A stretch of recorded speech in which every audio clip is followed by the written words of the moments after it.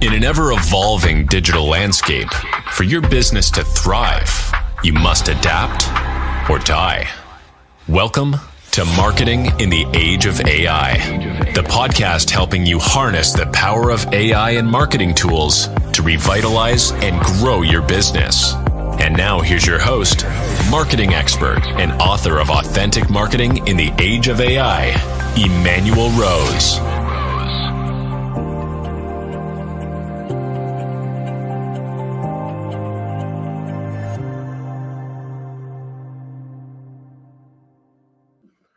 Welcome to another episode of Marketing in the Age of AI. Today we have an experienced marketing professional in Janet Granger, and I'm really happy to have you on the show, Janet. Thanks for taking the time to talk to me. Yeah, I'm excited to be here. All right. Well, please share a little bit about your background and how you got to this time in your career. Sure. So I've been in marketing for over a couple of decades, which means that, I came to marketing before internet. There was marketing before internet, actually. And, then internet or interwebs, as my son likes to say. Yeah. And, it was clearly like, oh, this is the thing. This is the next thing. So jumped on that bandwagon hard and have been doing, digital marketing strategy ever since. I've worked at Fortune 500 companies. I've worked at small companies. For the past 8 years, I've had my own digital strategy consulting business where I've worked with agencies. I've worked with, in-house clients. I basically work with anybody who's struggling with their marketing. So. Well, you have a really cool perspective of messaging and brand development and visuals that a lot of us don't have because of that being around before the internet. It's awesome. Yeah, what's nice about it is it gives perspective, and it helps me help my clients because the classic the approach to marketing that hasn't changed. Right. Target market, right messaging, being in front of the person, where they make their decisions. That stuff hasn't changed. What's changed is now a lot of people are online. Right. And so that's where you're finding them, but all the fundamentals really haven't changed. And I think that's what throws people off is the fundamentals of marketing haven't changed in 150 years. Yeah. It's how you do that that's changed. So. No, I think that's a great perspective, and I agree with that. But who or what inspired you to get into and become a marketing professional and be part of the marketing team? Oh, it was purely by accident. Oh. I in a former life, I was going to be a history professor, and that didn't work out. I got into my PhD program, and I realized academia wasn't for me. I was all about results. I was like, when are we going to do the thing? When are we going to do the, and I realized, academia wasn't the right fit for my personality. So the first job I got afterwards was actually at Nielsen. Nielsen does the television ratings.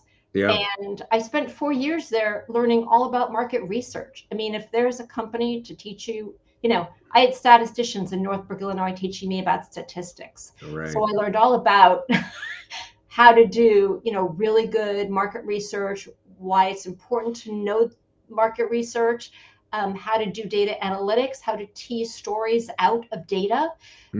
It was probably the best fundamental, education I could have gotten for marketing, so that everything that I do has that sort of marketing approach. So honestly, I realized marketing was much more my niche in terms of how exciting it was being at Nielsen for 4 years in the cable area, cable television. Right. And anyway, so that's how I got into it, and I've been in it ever since because I find the idea of understanding your audience and how you make your audience's life better or easier or remove their pain points, to me is the ultimate sort of like purpose, like being of service with your products and services. And so it hooked me early, and I've been doing it ever since.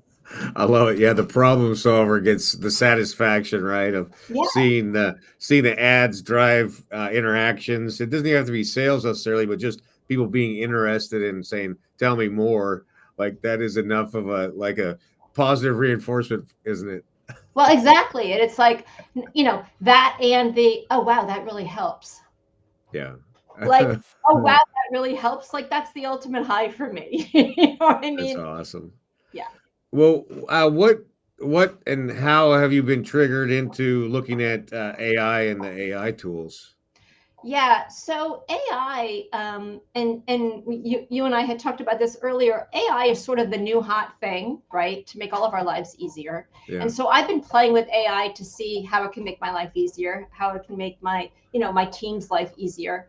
And it's always the younger people who are most interested and least fearful of trying new things. Now, having Sure. said that, you and I are not necessarily in that demographic. No. There are always exceptions to the rule, right? There are always people across, every different background you can imagine.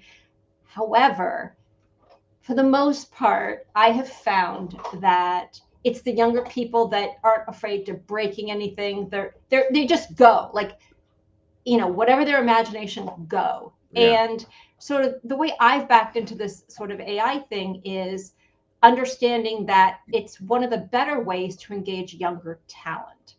And so doing all this marketing for the past, well over 25 years, has helped me to learn always how to deal with the younger marketing teams. Right. I started off in marketing. I was in my 20s. Everyone around me was in their, 20s and early 30s. We were the people doing the thing.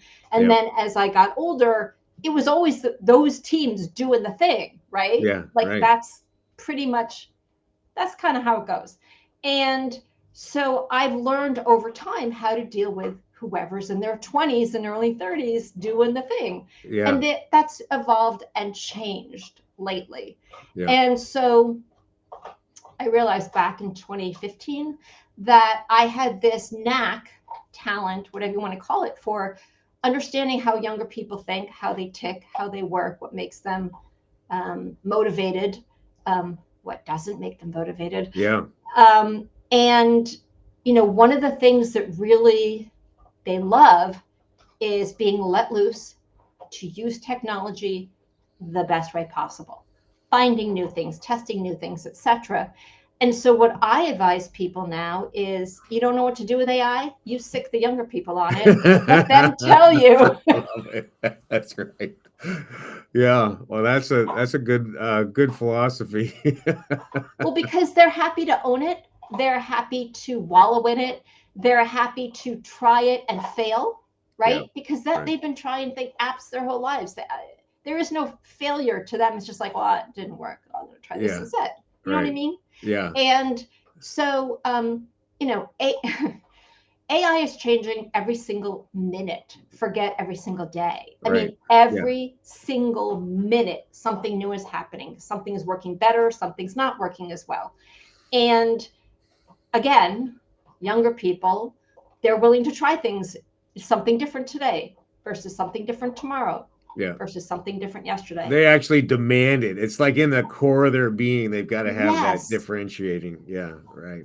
And again, you and I are making generalizations here. Yeah. Every time you make a generalization, there's going to be exceptions to the rule. For sure. Yeah.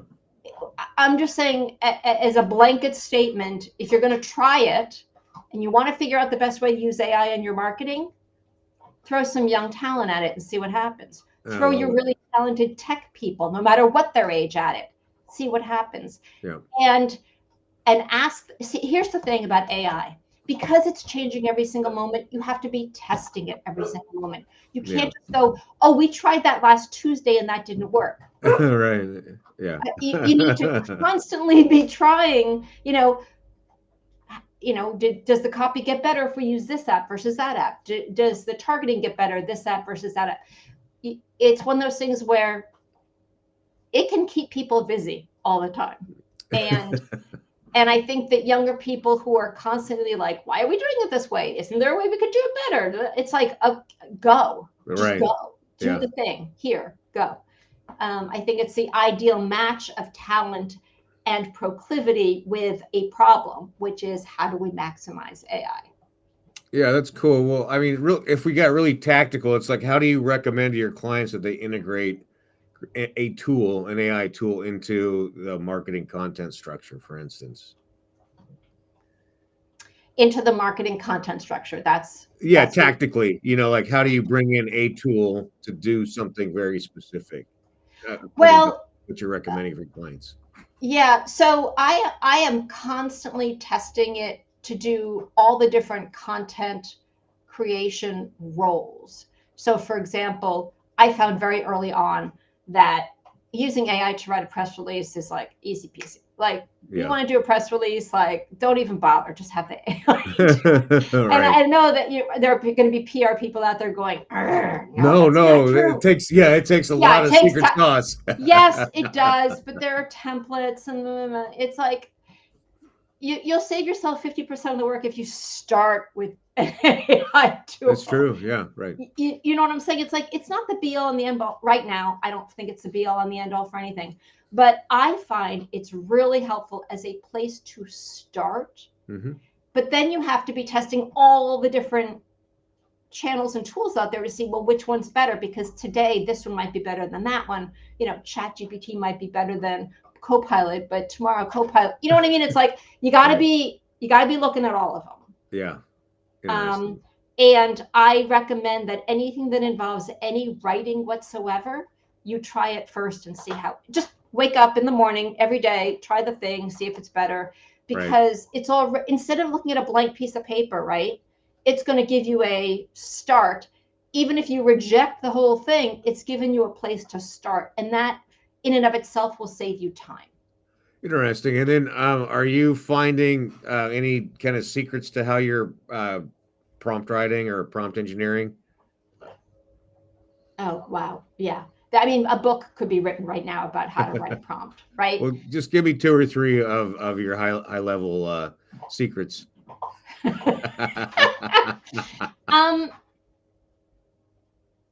I would say that I think of 3 ways to say the same thing and try all 3 ways.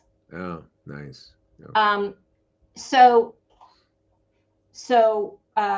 Sometimes the app is pretty good when you ask for a tone of voice, like use an authoritative tone of voice. Right. Sometimes I'll put in a link to a previous blog post and go, write in this voice. Yeah. If I have a client who's got a very distinctive voice, then ChatGPT needs to know that's the tone, right? I think tone is a really hard thing to do. And if you can start off giving ChatGPT but sometimes it fails miserably. So again, this is why you need to use all of them. Yeah. So that's 2. I'm trying to think of another kind of like sort of fail safe. Here's what I do. Oh, I have a thing about upvoting and downvoting. I don't do it. Okay. I sort of feel like my job is not to teach the AI. Right. And I mean, I know this is like philosophically a whole different argument, but like I'll cut and paste what I like, but like I'm not doing you. It's like I get resentful when I'm like, click on all the pictures of the trucks kind of thing. Like right. My job is not to train your tool. Right. So I don't do it. And I know that's kind of a weird, but that's just me. No, I'm with you. I use a tool called Avia, which is an aggregator that you can choose from all the GPTs, and then it's secure and encrypted, so it's not training the GPT at all. It's just getting an output. I'm gonna have to try Avia for sure. Yeah, Avia.ai. So I think we're aligned in that. I'm also not a big fan of interruption marketing and all the pop-ups and fill out this form and give me your mobile number, or I'm on the page trying to check out and they're giving me pop-ups trying to capture my information. Like, you guys have clearly missed the plot on this. We figured out this is a bad idea 20 years ago. Why did it make its way back, right? Well, there's some boss somewhere going, but we need the data. It's like, yeah, it's not how you're going to get it. Yeah. Well, so it sounds like you have a lot of experience and intuition around Gen Z. And are there any other high level recommendations you can give to us who are interacting with these people are what under 28? Kind of what are they, 12 to 28 right now, something like that? Yes. Yeah. What do you got for us on just high level how to work with and manage these kids? And I say kids in a very gentle way. So, I mean, I've written books. My next book is going to be a guidebook to managing Gen Z. The most awesome I wrote was this one, Okay Boomer, Revelations of Baby Boomer, working with millennials. I would say that I think the big aha for me, and I go into the brain science in the book, is that what people don't seem to understand is the amount of fear that happens in the workplace and how that fear is mucking up all of our interactions, all of our human relations, all of our motivations, and that fear has not been acknowledged as the biggest issue when it comes to working in teams in the workplace, but it is driving all of our decision-making processes. Amazing. And and so I go into the brain science in the book about why and how that all happens. I mean, it was a neurologist who figured this out back in 2010. So this is still in the new kind of phase if you think about the past 15 years. Yeah. And just because he discovered that all of our decision-making factors are in the emotional part of our brain, and that is the nugget there. Right. All of our decision-making is happening in the emotional part of our brain. Amazing. And what does that mean for us as people, as human beings, making what we think are rational decisions? And I'm not going to get into the whole thing about what rational decisions therefore are, but the point is that we've been age bashing for generations. We've been age bashing since the Greeks. Okay, so sure. Thousands of years we've been age bashing. Right. Oh, those younger people, they don't get it. Oh, those younger people, they're not like us. Those young people are the end of civilization.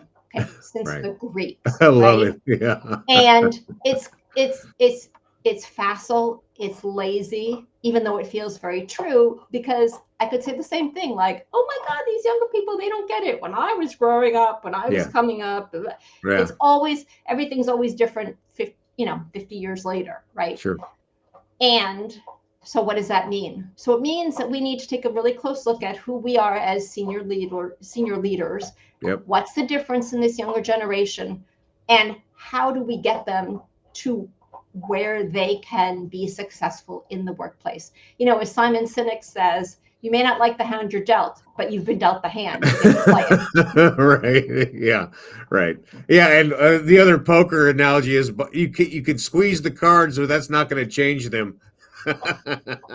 Exactly. It's a great one, actually. Yeah, That's a great one. So understanding how these people think, understanding how much of their lives are filled with fear, understanding as managers how much of our lives are filled with fear, and how that makes us react to them, that's all critical in terms of and if so the one takeaway I like to tell people is, okay, you want one nugget of how you can make a difference today. Job descriptions. Right. Your job description for that person is not accurate. You're not telling them the hours you really expect them to work. Right. You're not telling them what your culture is really like, right? Yeah. How much FaceTime? How much time do they have to be in the office? All the things. No, you're writing out a job description of what their tasks are going to be. That's why you're failing to hire the right people. Yeah, I love it. I love where you're going with that, Janet. And I think that especially for us, like we're, in the last third of our careers, and our job now is to mentor, right? And to help to integrate the younger staff into their role as professionals. And it's not just a job. This is your profession. This is your career. And this is how professionals do it. And I love that the job description in your interpretation, is expanded into a mentoring tool rather than just an outline of task orientation, right? Which is what we were given when we came up. Yeah, it's and it doesn't even have to be as ambitious as a mentoring tool. It could be something as simple as you'll be expected to return emails up until 7 o'clock at night. Right. Yeah. We will all be on Teams. You'll be expected to use Teams to reach out to everyone on your team. With your camera on. With your camera on. It gets very specific. And I think that's what's fascinating about our culture and this group of people as a reflection of our culture, right? Is that they're very self-focused and that they're self-determinant in so many ways, and not the highest level of EQ of what we've been trained over time, emotional intelligence. And so that has to be mentored. There's no way around it. Yeah, and true confessions here. I didn't have the highest level of EQ when I was in my 20s, quite frankly. No. I had so much to learn. Yeah. And now that we have some of that, we get to share and bring up the next generation, right?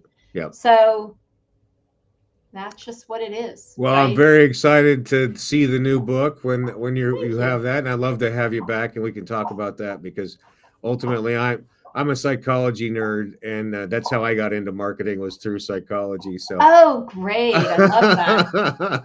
and I do have a pet project that I am working on, a book about mentoring Gen Z, and it's for the Zs, so they can read it with their parents.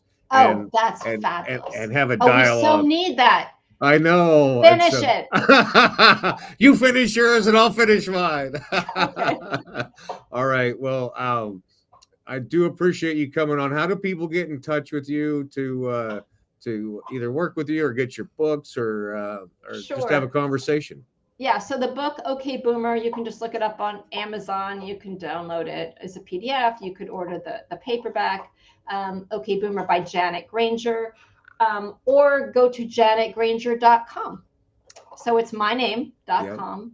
Yep. And it's all about the talks I give about Gen Z. Again, I came at it from not the HR perspective, but from the having been a marketing executive perspective, which is, sort of a 90-degree turn. So thank you for asking. All right, you bet. janetgranger.com, and that'll be in the show notes also. So thank you very much for your time, and I hope you have a great week. Thanks. You too. Okay, thanks. Thanks for listening to Marketing in the Age of AI. Be sure to subscribe wherever you heard this podcast so you never miss a future episode. Your copy of Authentic Marketing in the Age of AI is available at Amazon.com or EmanuelRose.com. You can also connect with Emanuel on LinkedIn. Thanks again for listening, and we'll see you next time.